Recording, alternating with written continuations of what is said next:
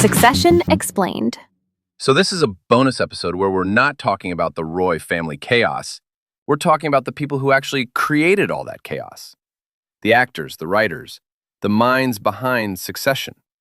And what's fascinating is how many of these people came from comedy backgrounds to make what might be the most brutal family drama on television. Let's start with Jesse Armstrong, the creator.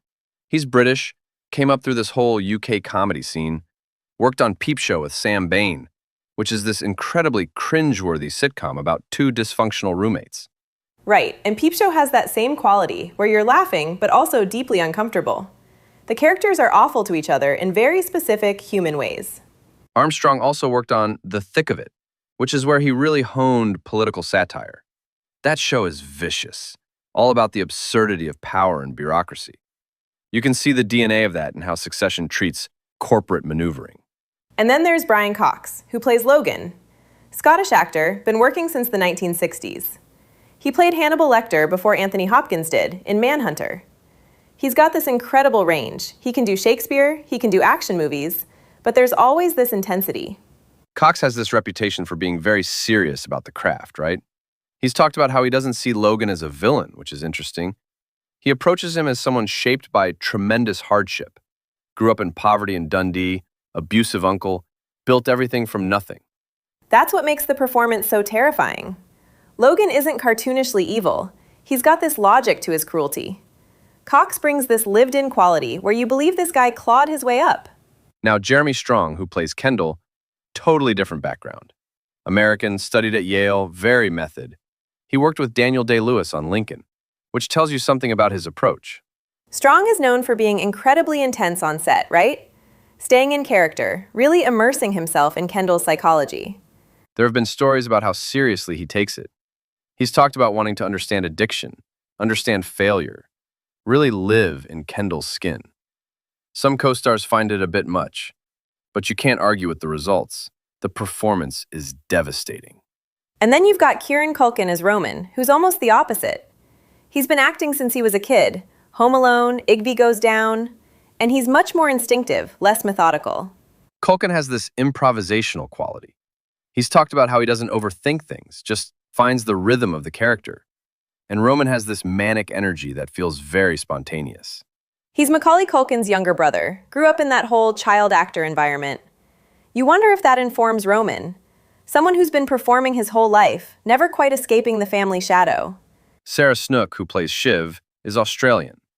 She'd done mostly film before this. Predestination, The Glass Castle. She's got this ability to play intelligence and calculation while keeping the character sympathetic. What's interesting about Snook is she's talked about how Shiv sees herself as the smartest Roy, the most strategic.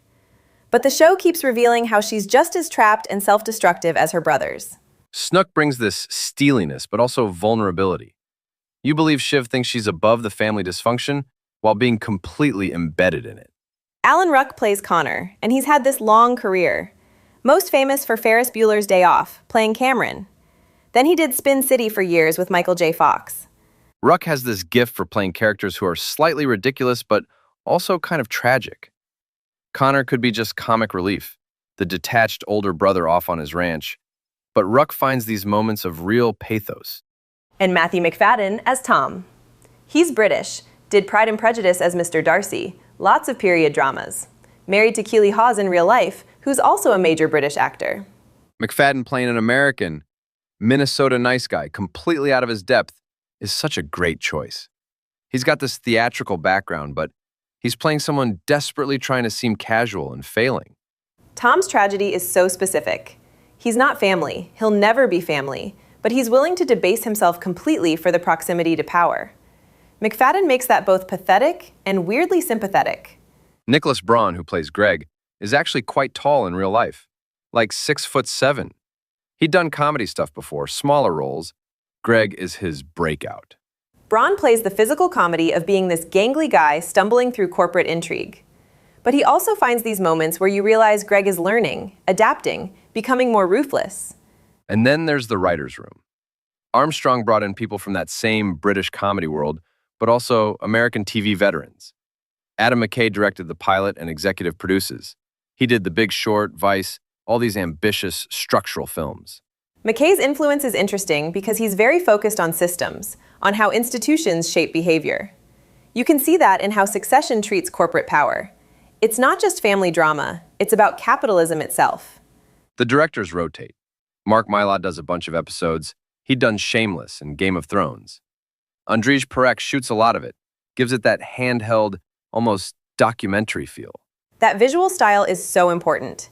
Nothing feels glamorous even when they're on yachts or at fancy weddings. The camera is always slightly too close, slightly uncomfortable. Going back to the cast, J. Smith Cameron plays Jerry, and she's got this long theater background. She's married to Kenneth Lonergan, the playwright and filmmaker. Jerry could be a stock character, the corporate lawyer, but Smith Cameron plays her with this dry competence. She's probably the only person in Logan's orbit who's completely unimpressed by him. And she finds the humor in it. Jerry has some of the funniest deadpan moments, these reactions to the Roy family chaos that are just beautifully timed. Fisher Stevens shows up as Hugo, the PR guy. He's been around forever. Short Circuit, tons of character actor work.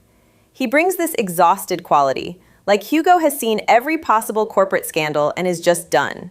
What's interesting about the supporting cast is how many of them are theater actors. David Rashi, who plays that board member, he did Sledgehammer back in the 80s, but he's a serious stage actor. Same with Harriet Walter, who plays Caroline. Walter is British theater royalty. She's done all the major Shakespeare roles. Bringing her in to play Shiv's cold, sabotaging mother, you get this sense of someone who could have had a completely different life, but got trapped by the Roy family machine. And the show cast Arian Moayed as Stewie. He's a stage actor, founded a theater company. He plays Stewie with this smooth confidence, but there's always something slightly performative about it. Like Stewie is playing the role of the slick private equity guy, which makes the betrayal feel inevitable. He's been performing the whole time. Larry Pine as Sandy is another interesting choice. He's a character actor who's been in everything, often playing these inscrutable authority figures. Sandy barely speaks, but he's this constant threat. The whole show is full of those choices. Actors who can do so much with very little. Justine Lupe as Willa, Connor's girlfriend, could be a gold digger stereotype, but Lupe finds this very specific kind of trapped pragmatism. Let's talk about the tone for a second, because Armstrong has created this thing where it's savagely funny, but also genuinely tragic. That's really hard to balance. I think it comes from his comedy background, honestly. British comedy especially has this tradition of cringe, of making you laugh at awful people doing awful things while never letting them off the hook. And the American influence, McKay and the other producers, brings this systemic critique. It's not just rich people are bad, it's here's how power actually works. Here's how it corrupts. The writers have talked about researching actual media dynasties. The Murdochs, obviously, but also Sumner Redstone, the Sulzbergers. They pull from real corporate intrigue. But they're also writing very character-specific stuff.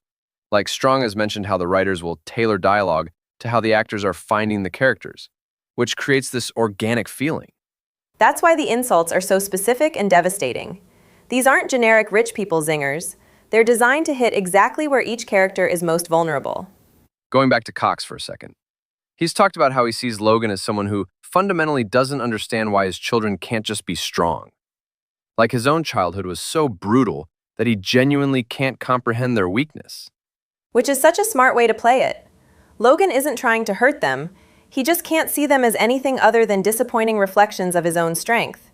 And then you've got Strong playing Kendall as desperate for that approval, literally willing to destroy himself for it. The dynamic between those two performances is the show's engine. Snook has mentioned in interviews how isolated Shiv is.